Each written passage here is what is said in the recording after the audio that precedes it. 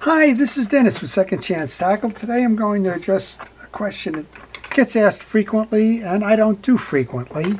So I thought I had the opportunity to come by and maybe we would try to address that for you. And the question always comes up about repainting a fishing reel, trying to restore the finish on it. And for the most part I don't do that. I don't do it because I guess we could say I'm a purist. I kind of believe that the patina that the fishing reels have on them over time kind of tells a story. And well, I don't like to cover the story up, if you will. I much prefer that I leave it as it is in its natural state. And of course, I don't restore reels. I don't try to make these look like they just came out of the box in a showroom. It's more about the mechanical functionality of the reel and giving the reel a second chance to go fishing. Well, those of you that watched some recent flea market finds saw that I had the opportunity to trade some services for a series of Penn 704 reels. This is one of those. This one has an issue with the bail. There was another one that has an issue with the main gears and the like.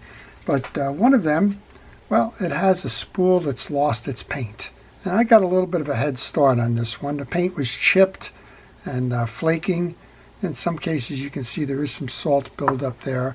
And what I've done is I've tried to remove as best I can most of that salt and debris. Then I, of course, thought maybe this would be a good video, so I kind of stopped there, grabbed the camera and said, let's see what else we can do. To get to the first part, I actually used an ultrasonic cleaner to start taking off some of the flaking on it and at least loosen that up. And then, well, we want to do a couple of things mechanically, and then we'll show you where it's going to take us from there. But the idea in repainting a spool is just don't grab a spray can of paint or whatever you choose to use as your application device and just kind of start spraying. That will never work. The greases, the oils, the old paint, the dirt and the like, that's not a good surface to adhere to. So we'll show you a process that I use when repainting. And again, it's very infrequent. But I thought since I've been asked this several times and had the opportunity, it would probably be an okay thing to do. This is the spool from a 704 Penn. When you go to repaint, decide what you're repainting. I've decided I'm not going to repaint the top. The top is in pretty nice condition. It's got one more washers left in there. I guess I'll get that out eventually. If you are going to repaint the top, remove the inner washers. You don't want to get paint on those. I just had an example of one of the reels come into my shop that, well, somebody just decided they were going to paint over everything, including the drag washers, which, okay, it's done. Beware of that. Don't do it. All right, so mask off what you're not going to use. So I'm not going to have the opportunity here to show you some of the steps, but what I'm going to do is I'll take this, put it on a piece of cardboard, trace around the rim, and then get an insert of cardboard to sit in that bowl to mask that off so that I don't get either the paint remover or the paint itself in there. That's kind of original, it's in good condition. What's happened here, the reason why this has gotten as bad as it is well, the line was fished in salt water. It was left on the spool. The salt eventually is going to eat away at the paint, and that's exactly what we have here. So I did put this in an ultrasonic cleaner. That got rid of some of the chips. Then I went to a light steel wool and tried to knock off what I could. There's some scraping that can go on here too. You can use a screwdriver or a flat blade to knock the chips off. You can see there's some evidence that there's still some of that in there. You can also use a wire brush. This is where I started to think maybe I should do the video on this. But if you use a wire brush, you'll see it's starting to knock some of that old salt and debris off of there. Now remember, it's also been in an ultrasonic bath, so some of that will be the reason for it. It's not necessarily just the wire brush that's doing this, but it is an iterative step. So just find a tool that you can get in there and do as best you can in knocking that off. Well, if you like these types of videos, if you enjoy seeing how to fix fishing reels, how fishing reels are made, and in this case, maybe make your dad's or your grandparents' older reel look a little nicer for the shelf. then I would ask you to subscribe to my channel. If you do subscribe to my channel, please use the notification button. That'll let you know when I'm posting. And you'll be able to see if it's something that you like. Well, you can see we knocked off an awful lot of that just by doing the wire brush. Well, that's not the end of it. Of course, there's still some more stuff left in here. I can probably get a pick here and do a little bit of that. There's a couple of clusters here. The inner paint on that spool is actually in pretty good, solid condition. Well, where am I going next with this? So there's 3 steps that I'm going to use. There's actually 4, I guess. They all kind of involve some sense of painting. But the next step I'm going to do is use a paint remover now to get at the flakes and clean this up to bare metal as best I can. What I've selected is a product called Aircraft Paint Remover. Ready for this one? Do not use this on aircraft. Okay. Well, that's kind of interesting in and of itself, isn't it? Do not use to strip bathtubs. Do not use on aircraft. Okay. All right. So we're going to use this. The product requires that you shake the can vigorously. You hold it about 3 to 6 inches away. It's made non-methylene chloride, so you're going to want to take the appropriate precautions. It says it strips it to bare metal in 45 minutes. Works on vertical surfaces, etc. Well, we're going to do that. I'll show you how to do that. We're going to let it read. So what are we going to do? We're going to take that off. Now what it recommends is once the paint is stripped and you are down to bare metal, that the next step is you want to cover that pretty quickly because, well, you can get flash rust on there. I know a lot of folks that maybe watch some of these car restoration shows on television and the like notice that whenever these things come out of the paint stripping process, that they immediately get it into primer. And we're going to do that too. We're going to use an automotive primer. I prefer automotive paints when I do paint a fishing reel. It's fast drying. You can sand it, and when you get a spool like this with some little pock marks and crevices in it, and this one's actually in pretty good shape. Some of them, like the aluminum spools, will get very pitted. This one is not in bad shape, which is another reason why, other than the flaking paint, I decided to use this one for the project. We're going to use an automotive paint. We'll put it on there. We'll lightly sand it off. Probably do 2 applications of that as a primer. Then I'm going to use an automotive paint by itself. And this one is Duplicolor. You can find it in most auto stores. I chose black because, well, that's the black that we see on this original spool. I'll probably again do at least 2 coats of that, and then if I can, if I have the time, if I can get the paint, I may do a clear coat as well. All of these kind of home do-it-yourself solutions, right? Nothing fancy here. You don't need paint guns or anything. But again, we're trying to protect the spool. We're not going for ultimate end-of-use restoration. All right. Let me do a little bit of work in masking this off. We'll move that outside because this is a very volatile type of a compound. It says don't use it in closed spaces. Make sure you're well ventilated. So we'll bring that outside and we'll show you the process of using part 1 of this, which is the paint stripper. Okay, well, we've moved this outside now. I've masked off top and bottom because I do not want to deal with blistering that if I can avoid it. The product itself says to shake vigorously, hold in an upright position. Let's see if you can do this. Hold it in an upright position, about 6 inches away. And I'm trying to minimize spray, so I've got this inside of a box. And I got a glove on, of course.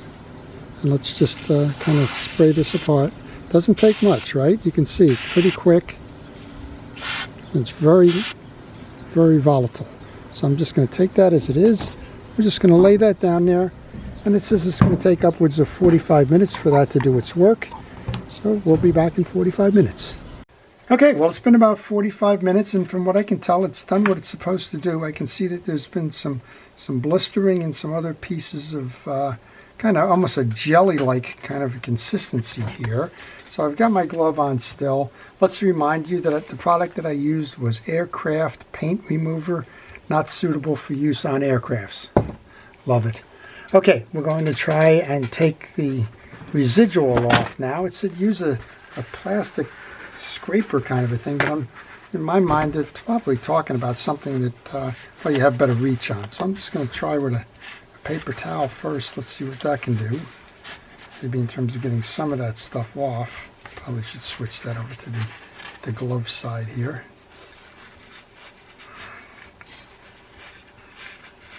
It does look like we're down to bare metal, and it does look like a lot of that stuff has come off. So we'll just see if we can't clean that as best we can. I think it's certainly taking care of the salts and the like that have been on there. Now I'm going to use, instead of a scraper, I'm going to use the flat side of a blade here to run that through. There is some minor stuff. As I mentioned, I did use steel wool earlier, but I can see that it is coming off here as well. So it did soften it up. And you want to do this because you want to make sure that you have the best surface for the paint to adhere to.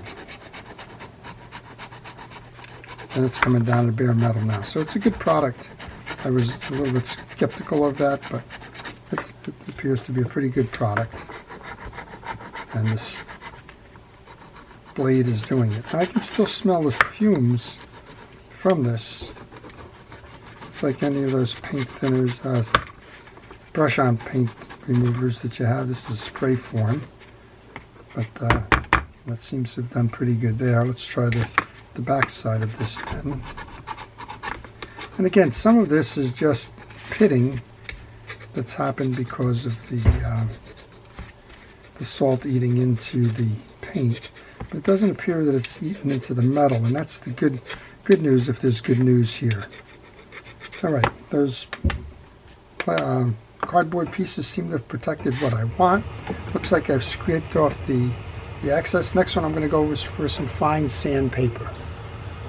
The sandpaper I selected is a 220 grit. That's a fine sandpaper, and I'm just going to run that again, see if I can't get the paint off as best I can, particularly on the top end right now. The bottom end is pretty good. And I'm just leaving this cardboard underneath here because I don't want this stuff on my bench. Probably should have done this outside too, but it's a little chilly out there at the moment. And so we're just going to use this to knock off the top. We'll do the bottom again. The back of the spool seems pretty good. I'm not too concerned about that stripper now. It's all off now, so it's just, I can just kind of reach my hand in ungloved. I just didn't take the time to take the glove off the other hand, which is okay too. All right, it seems to have done a nice job. I'll make sure that the rim on the outside gets the same treatment. And I'm going to leave the cardboard on here because when I repaint, I don't want to get it onto that surface either.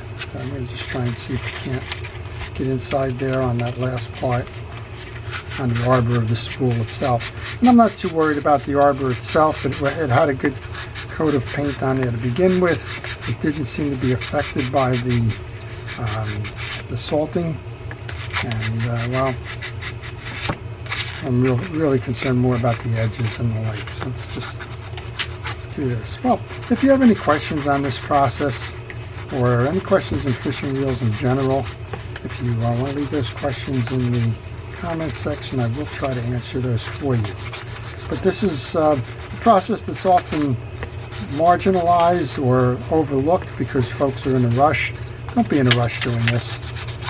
You'll only be disappointed with the results. I've seen an awful lot of reels come in where somebody just kind of grabbed a can of spray paint and, well, let's just say the results are less than optimal. All right, I think we've probably done enough there. I'm going to grab a paper towel, see if I can't mop that up. You want to get whatever dust is in there off as well. Ideally, you probably have a tack cloth. I don't have a tack cloth. I'm not finishing furniture, but ideally you would have that tack cloth. So what's the next step then? The next step is to put primer on here, primer coat. You can see that we've done a nice job with this. It has pretty much knocked it down to the point where it's ready for paint. So we've pretty much are in bare metal now on both sides. A little bit of paint still remains on the inner arbor. We're going to just be okay with that. And we're going to next use the primer. And again, it's an automotive primer, and it is capable of being sanded, and it's fast drying. So I'm going to skip the process of dragging the camera outside again, but I'm going to do the same thing. I will hold the spool, spray with the paint, let it dry, and then we'll be back. Okay, the first coat is done. I missed a couple of spots. That's why you do the 2 coats.